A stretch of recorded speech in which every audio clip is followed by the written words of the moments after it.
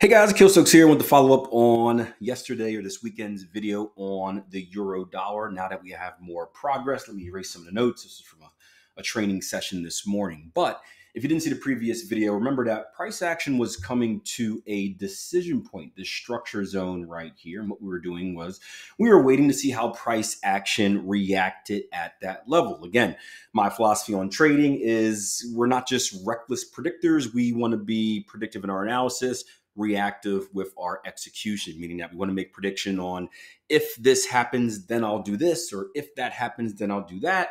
But we want to be reactive in the sense that we want the market, or we want to wait and see if the market gives us a clue before taking that action, something that pushes the edge a little bit more in our favor. So we're looking for a reaction here, and we're saying that if we held this level, we should look for shorts.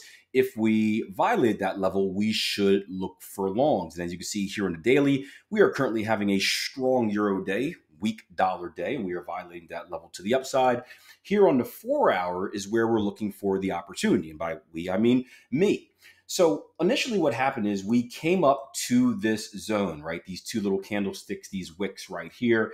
And we had a nice hold, right? We had this nice bearish doji / pin bar, a very strong bearish candle coming right after a strong bullish candle, a nice sign of a hold and a rejection.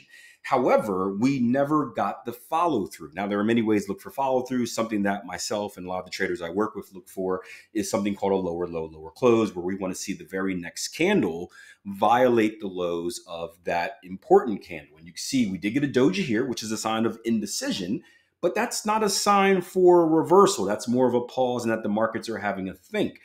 And then after that, we broke through. So after the pause, the markets had a thinking and we broke out to the upside. And this is very important because traders that have that FOMO, that fear of missing out, that are looking at this and saying, oh man, I don't want to miss the move. The market is going lower. I got to get involved now or I might not get there.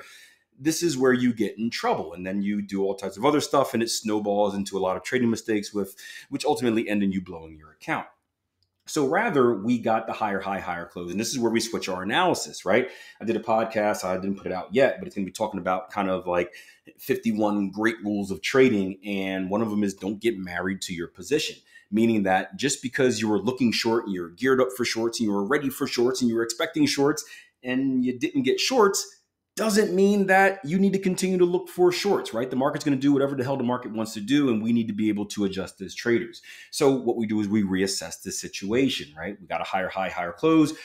That signals a break, a violation of structure. If we violate structure to the upside, then we look for a move higher. We already have our projected move higher because we did our analysis over the weekend. And now we're just looking for a chance to get involved. Now, will this happen? I hope so, because I want to get involved. Could we go straight up? Sure. And if we do go straight up, then we put ourselves in the same situation where once again, looking for shorts if it holds, looking for longs if we break. But wanted to bring this up to you because we have now flipped the opinion, right? If we can get a retracement, this is my personal way of entering.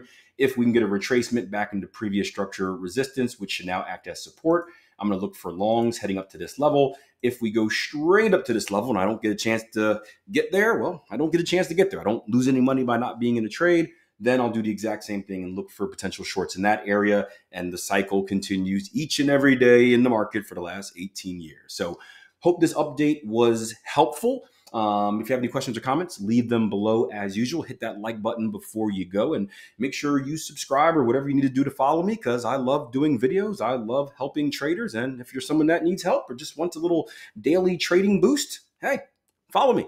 All right. Take care and good luck in the markets this week.